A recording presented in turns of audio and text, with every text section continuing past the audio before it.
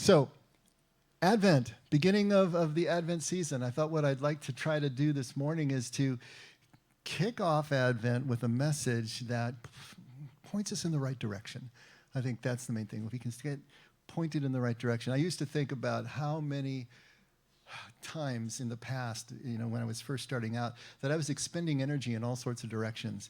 And I realized that part of the spiritual journey is putting the X over the treasure on the treasure map, so that you're not just digging holes, but you're actually getting someplace that you want to go.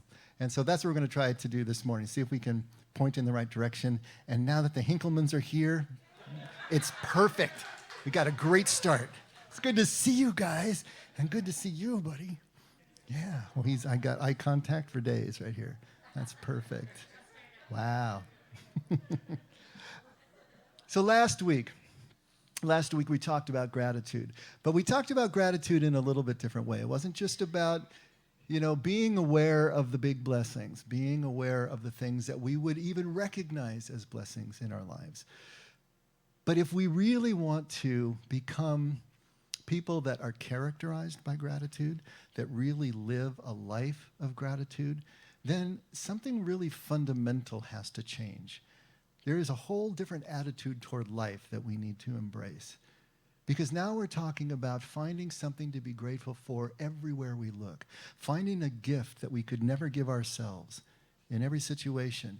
Whether we have worked really, really hard in that particular circumstance, or whether we're suffering really, really badly in that circumstance. To be able to look at life and see that there are always gifts being poured upon us. It's a fundamental different way of looking at life.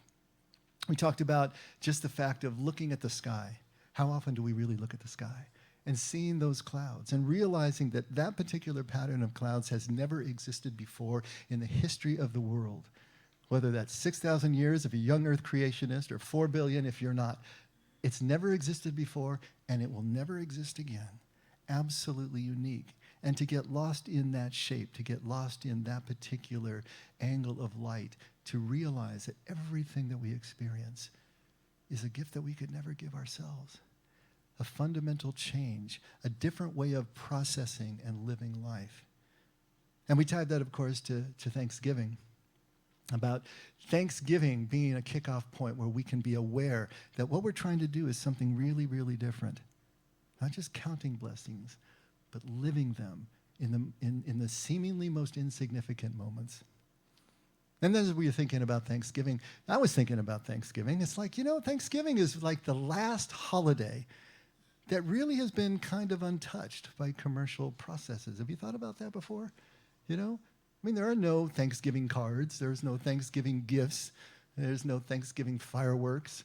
It's just sort of Thanksgiving, which is really kind of cool. It hasn't been really commercialized yet, and hopefully won't be. It's mostly about family connections and family gatherings. Now, we do know that families can be dysfunctional, and so that may impact things a little bit. But when you think about it, people don't really stress so much over Thanksgiving. There was my daughter who made her first turkey this Thanksgiving, and that was a bit stressful for her, especially when she pulled it out and realized the bottom hadn't cooked yet, and everybody was looking at her. But in general, we don't really stress over Thanksgiving. We do have our dysfunctional family moments. In fact, we were driving out Friday. Marion's family always has Thanksgiving on Friday. So we were driving out to Cherry Valley on Friday. It's 80 miles from here. And we were listening to a radio show. And this one call-in radio show host had people calling in and asking about, did you have a Thanksgiving blow-up this year? And everybody was calling in to talk about their blow-ups for the Thanksgiving season, or if they had one, or if they didn't have one. But beyond that, we don't really stress over Thanksgiving so much.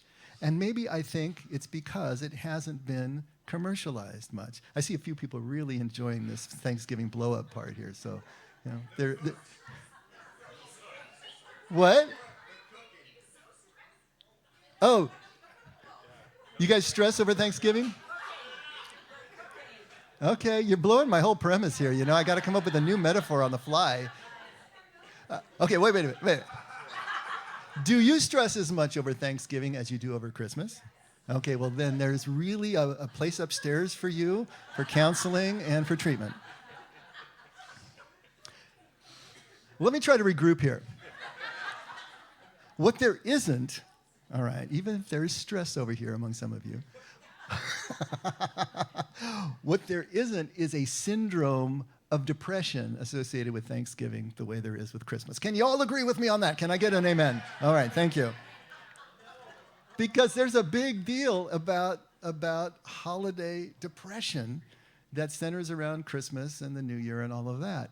And, I was thinking, why would that be? There's some things that make sense. But I found an article that really kind of put it in perspective. And this psychologist comes up with 3 main reasons why there is so much depression during the holidays. And, then there's a bunch of little subcategories of stressors and whatnot for each one of these 3. But as I read through these, see how many you can tick off on your mental list. Because I had a few.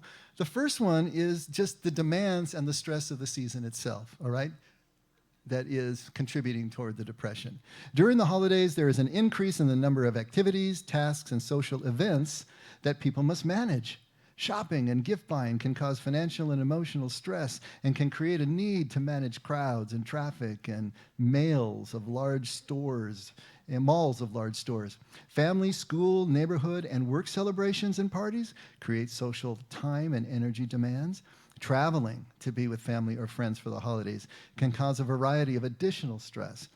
Being unable to be with family or friends for whatever reason can also be highly stressful. If you're experiencing a significant loss or actively grieving, the holidays can be more stressful. School, work, and sleep schedules are often disrupted during the holidays. And healthy ways of managing stress, like ensuring good nutrition and daily exercise, are often interrupted, which is clinical speak for saying they're out the window, basically, right? 2, family issues. The holidays are synonymous with family, so any issues that a person has with their family will come to the forefront during this time. If there is loss, dysfunction, addiction, abuse, disconnection, separation, estrangement, or divorce proceedings occurring or affecting your family, then there is the likelihood that you will have to manage the emotions that are related to these issues. For someone already managing depression, it's an additional emotional burden. And the third one, which is the big one for me, is managing expectations. Although the holidays can be a time for celebration and a return to the faith or values or people that help provide support for us, all of the increased demands on our time, energy, patience, and flexibility can take a toll. People greeting each other with the expression, "Happy Holidays," can even be perceived by someone with depression as a demand or an expectation that they cannot meet. Wow. Imagine if you said Merry Christmas. What would happen then? For those managing depression who may already be struggling with symptoms of fatigue, irritability, sadness, and feeling unable to cope with change or additional stress, the result of all the additional stress of the holidays can be simply feeling unable to meet those expectations, which can unfortunately lead to increased feelings of depression. When one of the expectations of the holiday is to be happy, think about that. One of the expectations of the holidays is to be happy. There is a 100% chance of failure for the person with depression. Marion likes to watch these Hallmark Christmas movies. Have you seen those things? Man, every time I can tell that she's watching it just by the music in the next room. It has a very distinctive kind of music, and you walk in, and invariably there is this beautifully lit room. It's just all golden and amber, and there's lights strung everywhere, and everybody is decked out, smiling and happy. Yeah, I know they have a lot of dysfunction going on there, but just that image alone, we're supposed to live up to that? How do we do that? I mean, they can't even do that, but it looks like they're doing pretty well. So there's a 100% chance that you're not going to be able to live up to that. A common symptom of depression is anhedonia. Have you ever heard that term before? Anhedonia? The loss of the interest of previously enjoyable activities or the inability to experience pleasure. It just takes us down that hole, right? Due to the increase in stressful demands, inability to sidestep family issues, and difficulty managing expectations, the holidays can leave a person dealing with depression with increased feelings of sadness, guilt, inadequacy, overwhelm, alienation, and unworthiness. Wow. Feeling better? All of this stuff is true, but for me, there is one really big expectation that I think we need to talk about, and that is an interior, emotionally remembered expectation. That's, I think, the best way I can put it. An interior, emotionally remembered expectation. Because when it comes to Christmas, what exactly are we remembering? What are we trying to recreate? We're trying to recreate our childhood experience, right? I mean, think about that for a second. Think about that. We learned what Christmas was all about as a child, through a child's eyes, from a vantage point 3 feet off the ground. That's what we learned about Christmas. We're trying to recreate that experience through adult eyes, 6 feet off the ground, 5 feet off the ground. The world looks really different from that height than it does from his, right? And so here we are trying to recreate what we remember Christmas to be all about, a time when we felt relatively safe, secure, when things were still taken care of for us. And now we're trying to get there. That's the stress part, right? We're worrying about not getting there. There's the anxiety. Then we have the experience of not getting there, and there's the depression. When you think about it, Christmas is a perfect storm for children. Think about what a child experiences from the height that a child experiences it. We were just at Thanksgiving, on Friday, and someone brought their dog, and here's this dog running around, and here's all these adults standing. I'm thinking, what does the world look like from that vantage point, only this far off the ground, looking up into this forest of people? But someone who's hip high, it's a similar experience. What do they see? How do they see the world? It's so different than we see it or process it as adults. There are lights, decorations, candy, treats, magical beliefs, right? Gifts, suspense, and anticipation. From 3 feet high, it's all just morphing into this breathless wonder. Can you remember what that felt like as a child? The excitement, the magic, the mystery. There was Santa, there was baby Jesus, angels, wise men, stars, snowmen. I remember as a child, I don't know how old I was, probably looking for Santa, but I'm looking out my bedroom window, which had a screen over the glass, and there was a really bright star just right over the horizon, and I'm looking straight at it. And as I'm looking at it, the light from the star was shaped in a cross. And I was just transported. I was looking at the Star of Bethlehem with the cross. Every card I'd ever seen had a cross coming out of that star, and there it was. It was only years later that I realized it was playing out through the grids of the screen, and that's why it looked that way, but not for me at the moment. It was the Star of Bethlehem, and I was seeing the cross of Jesus, and it was just transporting. We forget what that was like mentally as we move into the adult world. But you know what? Our heart doesn't forget. Our heart remembers that feeling. Our heart wants that feeling back again. And the holidays are a trigger for us to try to recreate what the heart remembers from 3 feet off the ground. We spend our whole lives trying to recreate that in a certain way through our adult eyes. And what we remember of Christmas, what we really long for emotionally of Christmas, is this spirit of the child. Not really Christmas itself. It's that longing for the loss of that childhood experience, that ability to be right where he is right now, making Gail and Bill laugh. See? It's that kind of experience. That's really what we're trying to recreate. To remember childhood, to remember the childlike experience, is to remember Christmas, to remember who we really are. And to re-experience Christmas as the heart remembers means we have to re-experience what Jesus called Talia. When Jesus said that you needed to be converted like a child, the word he used there was Talia. And if you've been here for any amount of time, we've gone over this, where Talia means two things at once, like most ancient Aramaic words do. They have multiple layers of meaning. But the two main meanings of Talia is not only a child, but also a bondservant or a domestic slave. How do the two work in tandem? We have the child who has naturally that wonder right? That ability to just experience and process things as they are unquestioningly. The dependence, the vulnerability of the child, along with that excitement like that and that wonder. But what does the servant bring that the child can't? Volition. He can't help but be what he is because nerve and synapse hasn't completely closed over and allowed him to process as an adult would. A servant can do that. A servant has a choice, and that's the main thing. Now, maybe if it's a slave, the choice is only to serve or die, but it's still a choice to make. What the servant brings is the volition, the choice to be humble, the choice to be vulnerable, the choice to process the world from either a standing height of 3 feet or a kneeling height at the same level.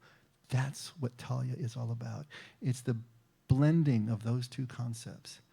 We know what a child looks like, but to choose that for yourself, to revere that, to value that, that is a completely different experience.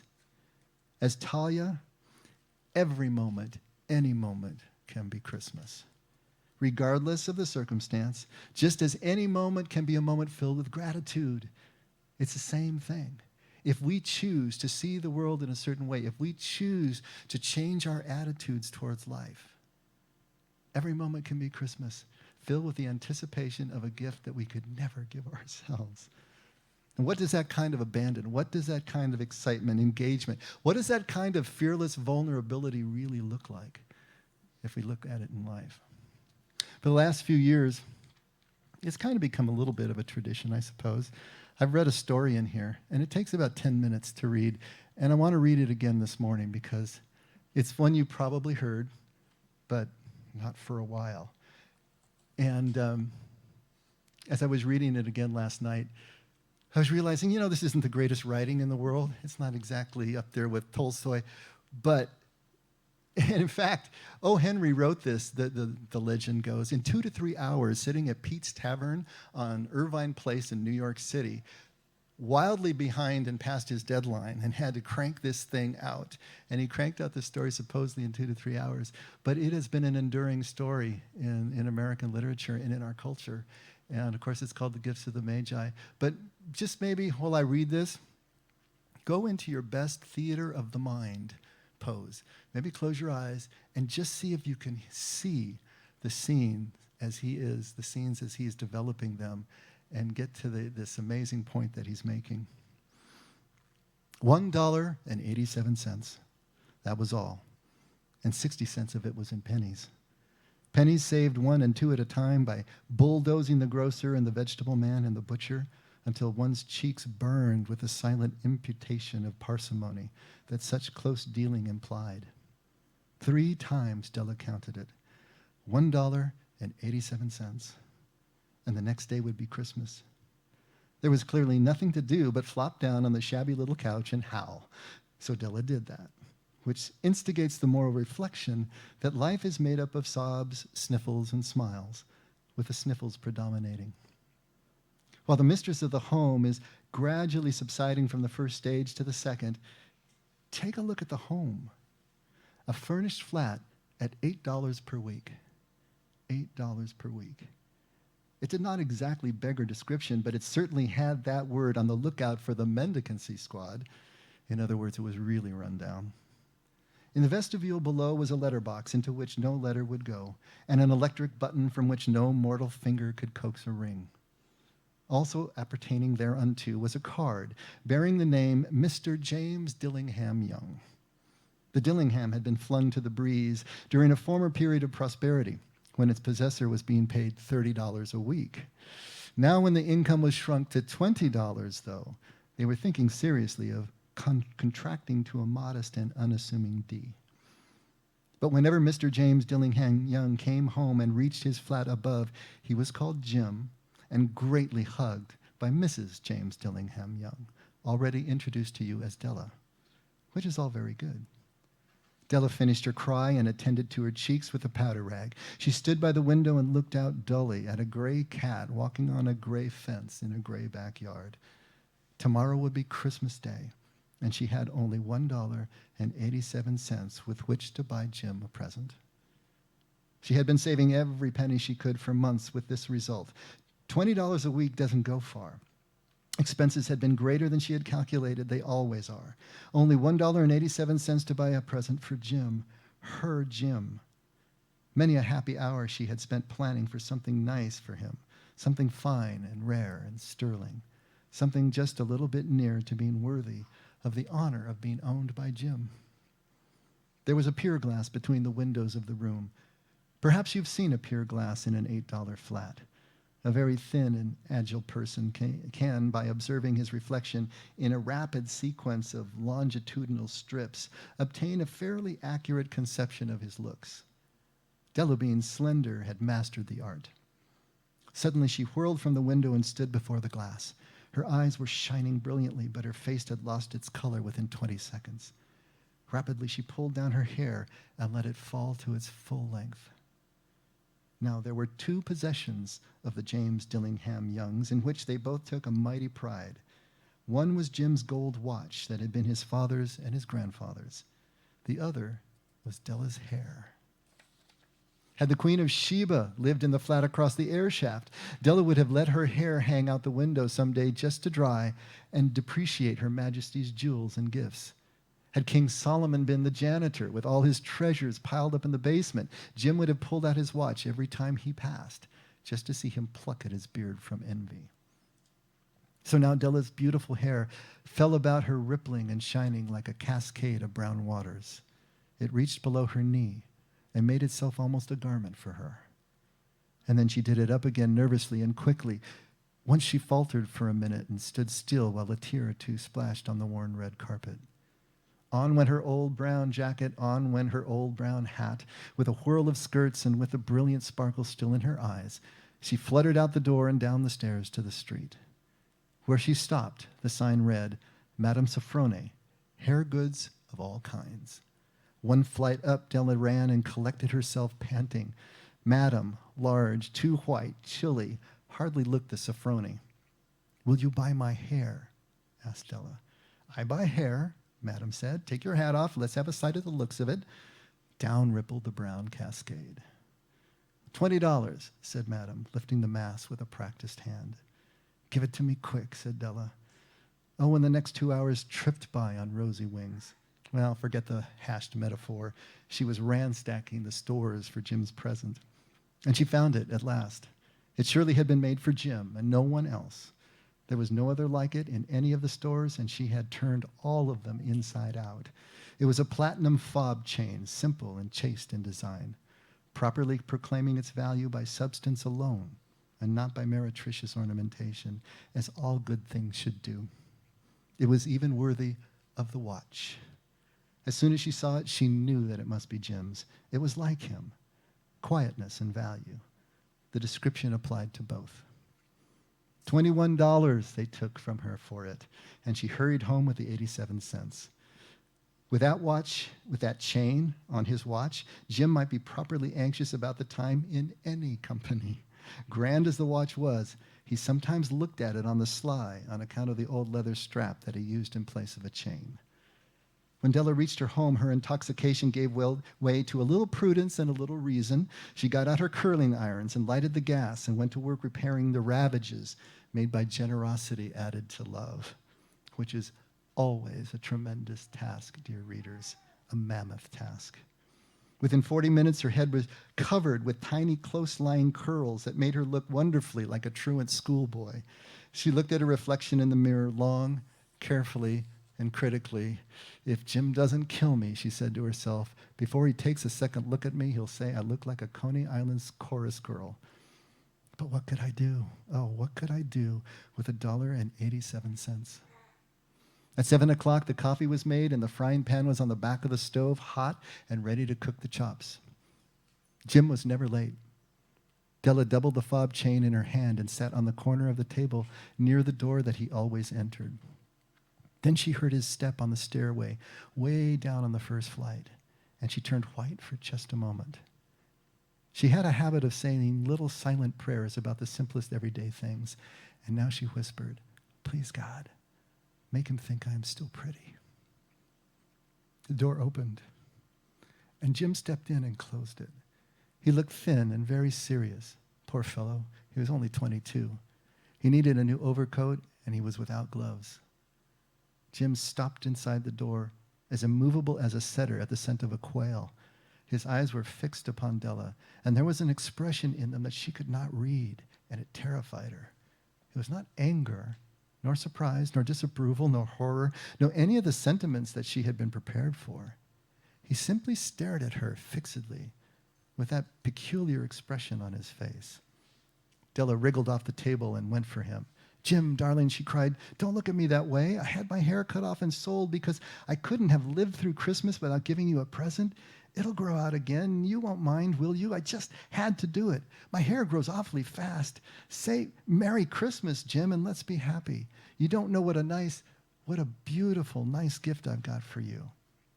"You've cut off your hair?" asked Jim laboriously, as if he had not arrived at that patent fact even at the hardest mental labor. "Cut it off and sold it," said Della. "Don't you like me just as well anyhow? I'm me without my hair, ain't I?" Jim looked about the room curiously. "You say your hair is gone?" he said, with an almost air of idiocy. "Well, you needn't look for it," said Della. "It's sold, I tell you, sold and gone too. It's Christmas Eve, boy. Be good to me, for it went for you. Maybe the hairs of my head were numbered," she went on with sudden serious sweetness. "But nobody could ever count my love for you. Shall I put the chops on, Jim?" Out of his trance, Jim seemed quickly to wake. He enfolded his Della, and then he drew a package from his overcoat pocket and threw it on the table. "Don't make any mistake about me, Dell," he said. "I don't think there's anything in the way of a haircut or a shave or a shampoo that could make me think anything or like my girl any less. But if you'll unwrap that package, you may see why you had me going a while at first."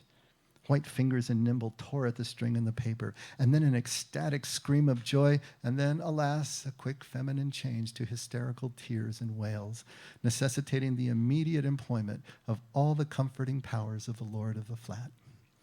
For there lay the combs, the set of combs, side and back, that Della had worshipped long in a Broadway window. Beautiful combs, pure tortoiseshell with jeweled rims, just the shade to wear in the beautiful vanished hair. They were expensive combs, she knew, and her heart had simply craved and yearned over them without the least hope of possession. And now they were hers. But the tresses that should have adorned the coveted ornaments were gone. But she hugged them to her chest, and at length she was able to look up with dim eyes and a smile and say, "My hair grows so fast, Jim." And then Della leaped up like a little singed cat and cried, "Oh, oh!" Jim had not yet seen his beautiful present. She held it out to him eagerly on her open palm. The dull, precious metal seemed to flash with the reflection of her bright and ardent spirit. "Isn't it a dandy, Jim? I hunted all over town to find it. You'll have to look at the time 100 times a day now. Give me your watch. I want to see how it looks on it." Instead of obeying, Jim tumbled down on the couch and put his hands under the back of his head and smiled. "Dell," he said, "let's put our Christmas presents away and keep them a while. They're too nice to use just at present. I sold the watch to get the money to buy your combs. And now you suppose you put the chops on." This gets me every time. I'm a sucker. Imagine the scene, though. Imagine it. Can you see it? Can you see it?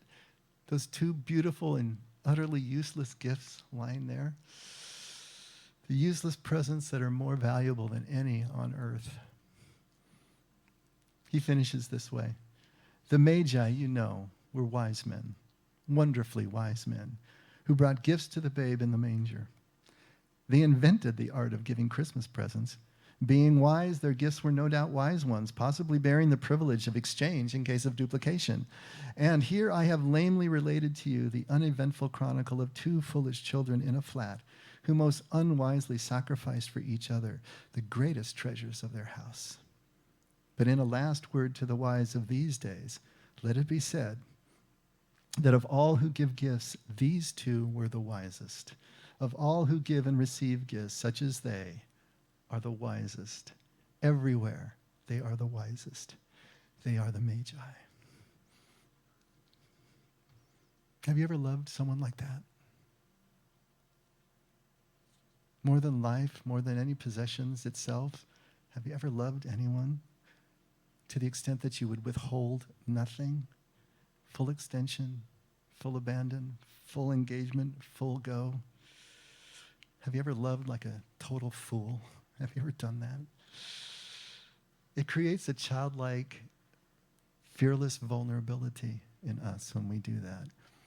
And we will take our love to that degree, to that extension, and it becomes like Christmas every day. I have a friend, I still have him, he's still a friend. I went to grammar school and high school with him, and I remember at our 10th high school reunion, that's a ways back now, but our 10th, I was just talking to him, and I really hadn't seen him much in those 10 years. And we actually sat down, cross-legged, on the dance floor during this thing, and he just laid out the pictures of his kids. And it was all daughters at the time. And, we're still in our 30s. We're not that old. He's laying it. And I just remember him staring at those pictures, and he said, I can't believe how much I love these girls, And I sort of looked at him, and I heard the words he was saying, but I didn't understand them. I didn't understand the intensity behind them. And I don't know if it's really possible to do that until you've had the kids of your own. And you love something that can't possibly love you back, that can't give you anything really in return. I mean, what do babies really give us besides bodily fluids at a certain age, and noise? If you put having children on paper, man, it does not pencil out. Especially when you get into high school, it does not pencil out. Unless you've been there and you see how the intangible things, the things that you cannot imagine, just slam the scales in the other direction. How will you know? How can you know? Our view of love is limited by our experience of love, our ability to love in that way, completely selflessly, where possessions and things just don't mean anything in the face of the other, of seeing that smile, of knowing that you put that smile there. How do we move into that kind of love? The kind of love that Jesus shows us in the Gospels. The kind of love that O. Henry was trying to show us in Jim and Della. And then equating that love to the Magi. The Magi. The Magi loved like that? How does that exactly work? Who were these Magi anyway? Let's read Matthew 2, verse 1. This is the only place in the entire Bible where we hear about the Magi. Only in Matthew. And everything we're going to read here is all there is about the Magi. These 3 little paragraphs. Now, after Jesus was born in Bethlehem of Judea in the days of Herod the king, Magi from the east arrived in Jerusalem, saying, Where is he who has been born King of the Jews? For we saw his star in the east and have come to worship him. When Herod the king heard this, he was troubled, and all Jerusalem with him. Gathering together all the chief priests and scribes of the people, he inquired of them where the Messiah was to be born. And they said to him, In Bethlehem of Judea, for this is what has been written by the prophet. And you, Bethlehem, land of Judah, are by no means least among the leaders of Judah. For out of you shall come forth a ruler who will shepherd my people Israel. Then Herod secretly called the Magi and determined from them the exact time that the star appeared. And he sent them to Bethlehem, and he said, Go and search carefully for the child, and when you have found him, report back to me, so that I too may come and worship. After hearing the king, they went their way, and the star which they had seen in the east went on before them until it came and stood over the place where the child was. And when they saw the star, they rejoiced exceedingly with great joy. After coming into the house, they saw the child with Mary his mother, and they fell to the ground and worshipped him. Then opening their treasures, they presented to him gifts of gold and frankincense and myrrh. And having been warned by God in a dream not to return to Herod, the Magi left for their own country by another way. The miracle of the Magi is that they recognized Jesus for what he was. Think about that for a second. Who are these Magi anyway? Well, history tells us, and Other literature tells us that they were priests, they were astronomers, they were wise and learned men, obviously. Daniel was probably a Magi. He held that position, at least, occupied that space. A co-regent, a co-ruler, an advisor to the king, someone who was learned, a seer, someone that the administrators would turn to be able to try to understand what choices to make and how to make them. These were who the Magi were. They came from Babylon. They came from Persia. At the time of Jesus, it was now called Parthia, the Parthian Empire. There had been a succession of empires, but that was the region, that Fertile Crescent, that area that is now Iran, was where they were from. They were powerful men. They were learned men. But they were men whose singular and focused search for truth drove them on an arduous journey. After centuries of watching the stars, after centuries of looking for the signs and looking for ways to interpret those signs as to how they were going to play out in human affairs, they see this sign in the sky that they call the star, and they headed off on this arduous journey. That was a dangerous journey because they had to cross the frontier between Parthia and Rome, constant fighting there. And yet they made this journey to Israel. And when they enter into that space and they see this helpless infant, Luke 2 tells us lying in a manger, which tells us that he was poor. His family was poor. They didn't have means. They didn't have pedigree necessarily, at least not one that they could recognize. And yet in that infant, within this family, they saw truth. They saw the face of the king, the ruler that they were seeking. How many of us could do that? How many of us have been prepared to the point that we can see truth from wherever it comes and not just where we expect it to be? Can see blessings from where they are really coming from? Can see gifts that we could never give ourselves in the most insignificant things? Now, the Magi brought gifts. They brought gold and frankincense and myrrh, the three traditional gifts. The gold obviously signified the king. The frankincense, since it was the incense used in the temple, signified God. And the myrrh, since it was used usually as an ointment for the dead, signified man. And so those three traditional gifts see Jesus as king, as God, as man, and also as priest, and also in terms of physical, spiritual, and death. All of these images are there contained in those gifts. And so the gifts are really significant, the ones that they brought. But if you stop and think about it, what was the most precious, the greatest gift that the Magi brought to Jesus?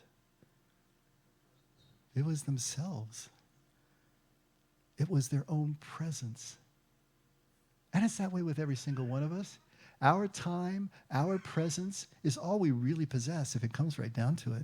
Everything else, we're just rearranging chairs on the deck of the ship, right? But our presence is ours. Our time is ours. What we choose to do with it, the choices we make with our presence, is the measure of our lives. I like to say often that all of you here who could only be one place at one time, because you're here, you are saying to us that of all the places that you could have been, this was the most important place that you could possibly be. You made this choice to be here and absolutely nowhere else. The Magi chose to be there and absolutely nowhere else. Of all the places they could be that would have much greater standing, they were there. We have the same choice.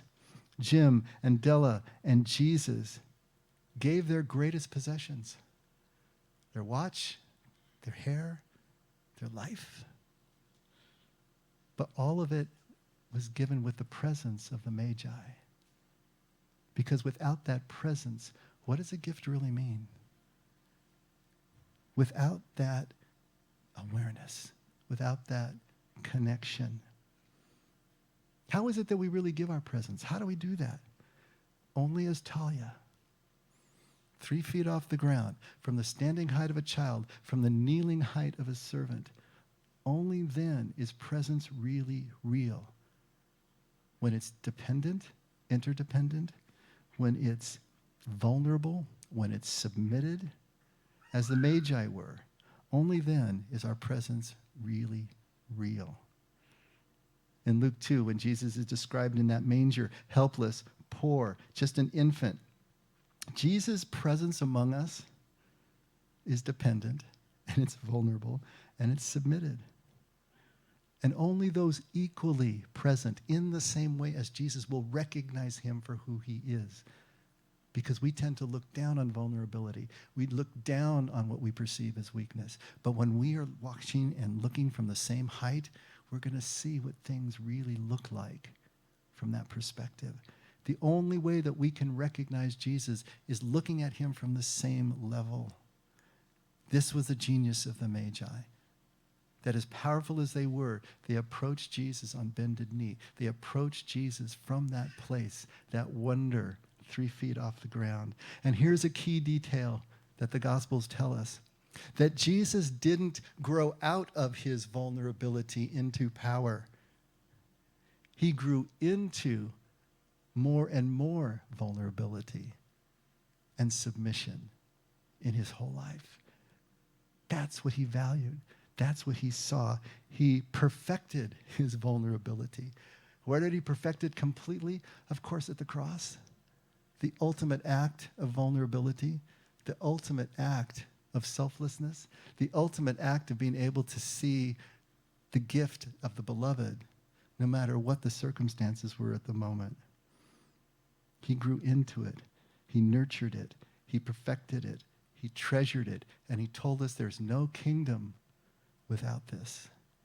There is no way that you can know who you really are without this. And there's no Christmas either without this kind of presence, without our ability to lower our perspective. It's not the Christmas we remember with our hearts, not the Christmas we remember from our childhood. We can't experience that from 6 feet off the ground. Christmas is the celebration of our humble God. Jesus is showing us that this is who the Father is, an unassuming God, a humble God. A God who is a servant above all else, who withholds nothing and showers everything out the way Della and Jim did. Christmas is a celebration of that God, of our childhood, of vulnerability and submission. And we can't enter Christmas and we can't enter kingdom without re-entering our childlikeness.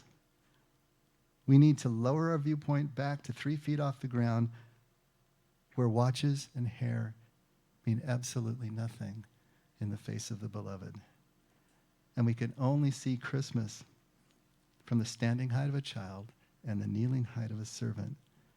And we can only give ourselves the gifts of the Magi, the vulnerable presence of the Magi. And then we can see Christmas as our heart really remembers it, or maybe as we've never experienced it before. Let's pray.